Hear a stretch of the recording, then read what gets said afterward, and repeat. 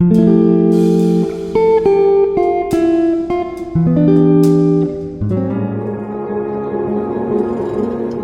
sinagogas. E nesse dia, assim como quando Paulo chega, começar a falar sobre a história.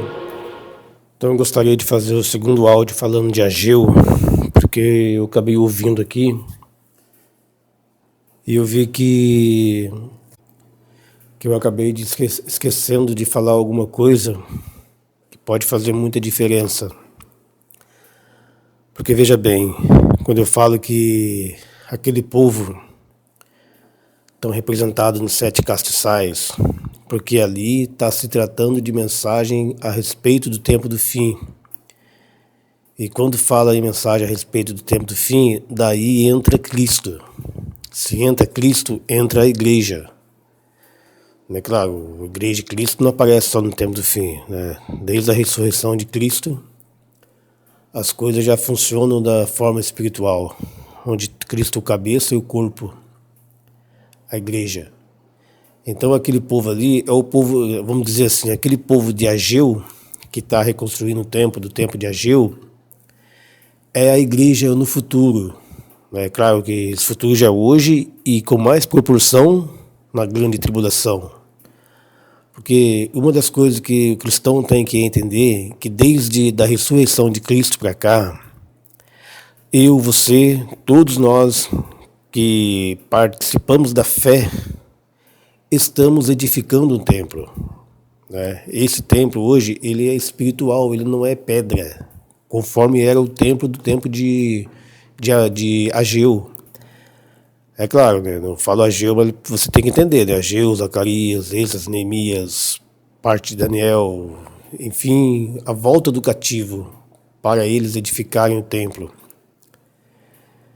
E esse templo hoje, nós estamos edificando ele. E veja bem, no 6º milênio. Hoje é 6º milênio, nós estamos no 6º milênio. Profecia de Ageu ali, no 6º milênio, o povo toma a atitude, né? No 6º mês, o povo toma a atitude definitivamente de reconstruir o templo. Então vocês têm que entender a sombra que Deus coloca lá no passado, tendo a realidade hoje no nosso tempo.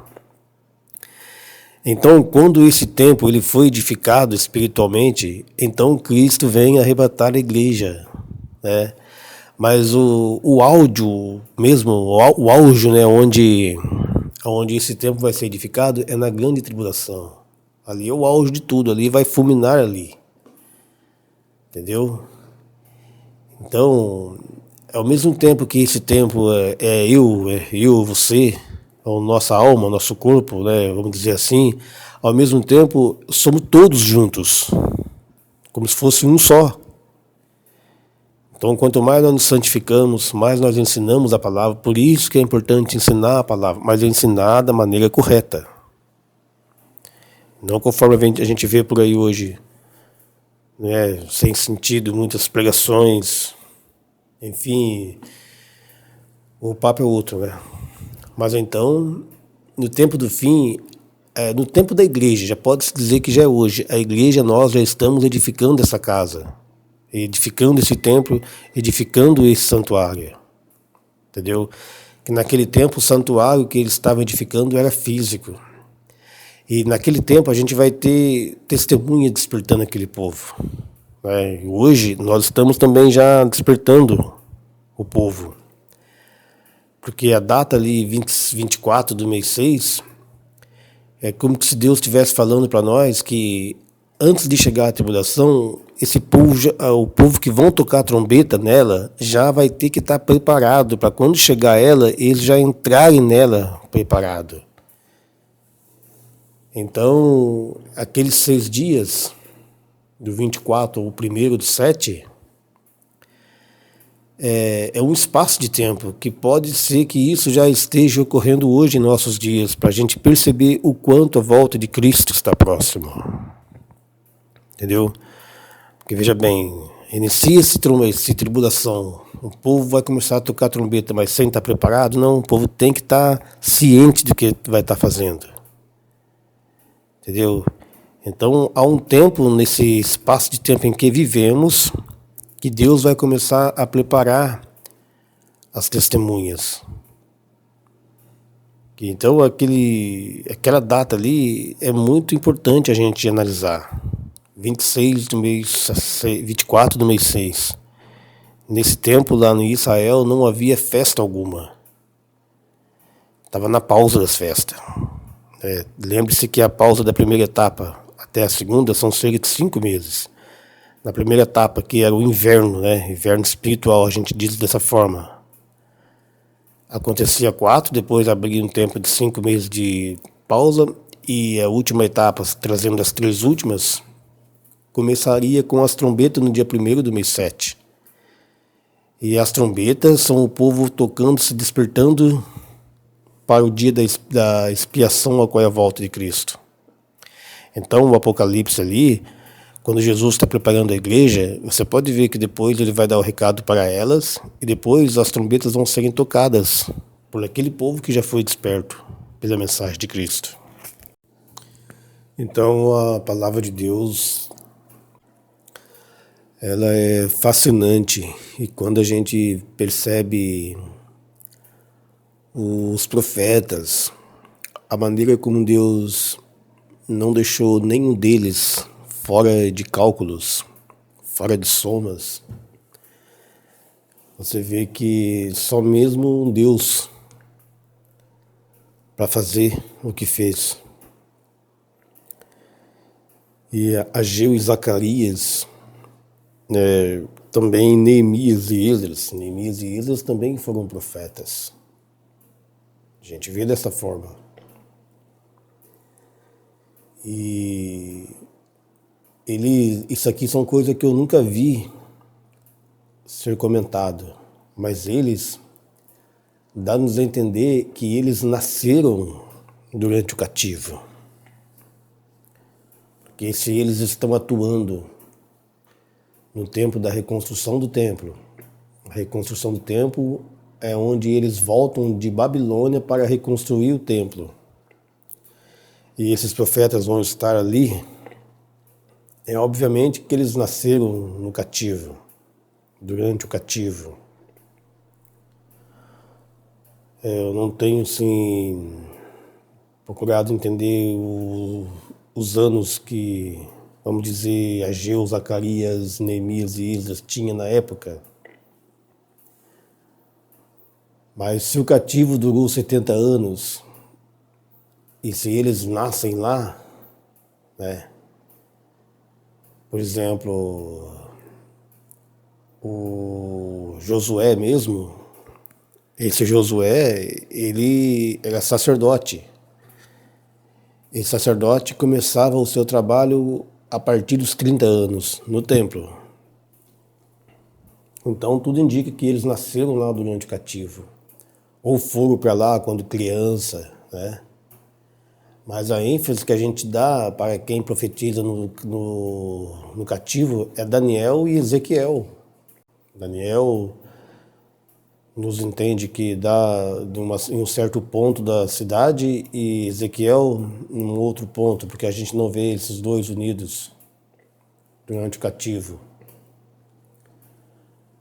Ezequiel nos parece que ele seria mais novo do que Daniel, Então Deus faz tudo certinho, Você vê que antes, quando a Jerusalém estava sendo invadida, cercada, tinha o profeta Jeremias lá na Babilônia, na Jerusalém, despertando o povo. E quando depois então vem o cativo, a gente tem Daniel e Ezequiel, e no tempo de Daniel, Jeremias ainda estava na Babilônia, porque Daniel, quando ele vai cativo, ainda restava a última leva. E o Jeremias vai, depois que o povo leva, o Nabucodonosor leva o povo, parte do povo fica, e esse povo que fica vai para o Egito, desce para o sul, levam Jeremias juntos. Daí a gente não vê falar mais de Jeremias. E ao mesmo tempo, então, que a gente vê Daniel e Ezequiel, esses outros que eu citei devem ter nascido ali ou ido para lá como quando criança. Se for quando criança, quando se encerra o cativo, ele já teria uns 70 anos, né? O cativo foi 70 anos. Então tem coisas que nós temos que meditar e procurar a leitura. Porque se eles foram para lá, em qual leva? Primeira, na segunda, na última? Né? Tem coisa que a escritura não fala, ela vai falar para o código, de modo que você tem que ler outras coisas para você entender. Mas, por exemplo, o livro de Zacarias mesmo, Zacarias vai ter aquela visão onde ele vai ver Josué com a roupa suja de sangue, né, veste suja de sangue. Esse Josué é o Josué de Ageu, entendeu? Porque Zacarias, quando ele profetiza, me parece que as profecias dele é em torno de 2 meses após as profecias de Ageu, após o início de Ageu. Então temos Zacarias com as suas profecias, ambos profetizando sobre o povo ali. Então agora a gente tem que somar os acontecimentos de um com o outro, e daí tendo em mente o Neemias e o Esdras.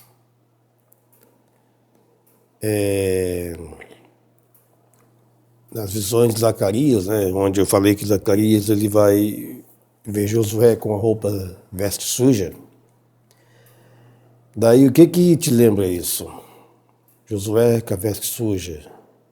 Que sentido faz isso para você? Lembra que eu falei no áudio recente que Josué é a prefigura de Cristo e que lá em Ageu ele aparece como sendo o grande sacerdote, né? Aquela expressão grande não é à toa. Né? É claro que a gente sabe que grande, quem é grande? O grande é Cristo. Né? Cristo é o grande. Entendeu? Que não só por essa expressão, mas nessa expressão a gente já vê que ele está conectando Josué como sendo Cristo, figura de Cristo. Entendeu? E então, se Josué está com as vestes sujas, então é como se fosse Cristo com a veste suja. E daí? Então, a partir desse momento, se você não for lá para o tabernáculo, você não vai entender nadinha de nada. O que acontecia no tabernáculo que deixava o sacerdote com a roupa suja de sangue? Entendeu? Como a gente precisa meditar na palavra de Deus. Justamente no dia da expiação. A gente vai ter em cena o sumo sacerdote, ao fazer o sacrifício ali no altar de bronze, né? O altar de bronze fica na terra, né? Daí você já entende que Cristo fez o sacrifício na terra, né? Tudo isso tem a ver. E aqueles cordeirinhos que eram mortos naquele altar de bronze, a gente sabe que é na terra, né? Apontando para as testemunhas que morrem e as que vão morrer no fim do tempo. Por isso que lá no 5º selo a gente tem as almas debaixo do altar. Né? Que almas são aquelas? As almas do tempo do fim, as testemunhas que estarão morrendo debaixo do altar para nos conectar com coisas de realidades. Por isso que nas festas a gente tinha os cordeirinhos, os carneiros morrendo. Entendeu? Mas aí é outro ponto. O sumo sacerdote, quando ele fazia o sacrifício ali, as vestes dele ficavam todas sujas de sangue. Entendeu? Por isso que após o altar de bronze tinha a bacia. E ele tinha que se lavar, né? Trocar de roupa e se lavar. Trocar de roupa para entrar no lugar santíssimo com aquela vestimenta de linho fino. Então jamais ele podia ir fazer a expiação, o sangue que ele pegou do animal ali no altar de bronze, ele levava lá para depois do véu, né, ao lugar santíssimo, fazer o sacrifício. E ele tinha que trocar a sua vestimenta, que foi o que Cristo fez quando ele morreu. Entendeu? Daí a gente começa a entender o porquê que as mulheres não conseguiram achar o corpo dele para banhar o corpo dele. Porque isso tinha que partir da parte dele mesmo. E a gente começa a entender também o porquê que após ele morrer, aquele soldado finca a lança nele, do lado dele, e vai sair sangue com água, né? Aquela água era uma figura de que ele estaria se lavando para trocar de vestimenta. Então aquele se lavar tinha que partir dele, não podia ser das mulheres. Percebe como é que Deus tem tudo certinho na cronologia dele? Que aquela lança ali é como se fosse o sumo sacerdote se trocando de roupa e se lavando na bacia, no pátio, antes de entrar no lugar santíssimo. Que aquela vestimenta do sumo sacerdote representava o pecado do povo, né? Manchado com o pecado do povo. Por isso que Cristo teve que trocar a vestimenta. Embora ele não tenha pecado, mas o corpo dele, né, a igreja tem pecado. Então é por isso que Josué, ele aparece com a vestimenta suja. Entendeu? Que Deus está nos mostrando ali no Zacarias, que é contexto do tempo do fim. É festa da expiação que está para chegar. Né? Não somente em Zacarias, né? Ageu, a reconstrução do templo, tudo isso a gente vê com o texto da expiação. Festa da expiação, festa onde Cristo está com as vestes de linho fino e ele vem com o pecado da igreja perdoado para levar a igreja ao milênio, ao tabernáculo. Então, por isso que Josué aparece ali com a roupa suja, para a gente entender isso, né? Deus está nos passando essa mensagem. Aí quem não entende fica boiando. Fica pensando, roupa suja, por que será? O que é isso? Que não é, né? Entendeu como que é simples de entender? E a gente parelhando Zacarias com Ageu, né? A gente vê que Ageu é ali falando das trombetas, né? Falando da preparação do povo. E é tempo do fim, porque quando você vai para Zacarias, quando Zacarias começa a ter a visão dos cavalos, cavalo vermelho, cavalo branco, cavalo pardos, né? Baios, né? Você pode falar, mas onde está o cavalo preto do Apocalipse, né? Já que esses cavalos são os selos do Apocalipse, onde está o cavalo preto no Zacarias? Ele aparece, o cavalo... esse cavalo que aparece ali... Baios, a gente encontra o preto ali junto, entendeu? Você tem que ler, você tem que somar, né? Você queria o quê? Que Deus deixasse tudo assim de mão beijada? Não, você vai ter que estudar a palavra para você entender. Nada vem assim da noite para o dia, ou do dia para a noite. E ali a gente vê o anjo falando que aqueles animais, aqueles cavalos, vêm de percorrerem a terra. E quando é que esses cavalos percorrem a terra? Até que ele vai dizer que está tudo calmo, né? Não é que está calmo. Quando ele fala que está calmo, ele está nos jogando para o início antes dos cavalos atuarem. É complicado, né? Porque os profetas eles falam de coisas assim, de frente para trás, trás para frente, principalmente o Apocalipse fala dessa forma. Então é nesse tempo, tempo do fim. Você liga com Ageu. Zacarias não profetizou junto com Ageu. Então, a gente tem que ligar os pontos. Ele diz que vem de percorrer a terra. De percorrer a terra, quando isso acontece? No tempo da grande tribulação. Os 4 cavaleiros vão atuar na primeira etapa da grande tribulação.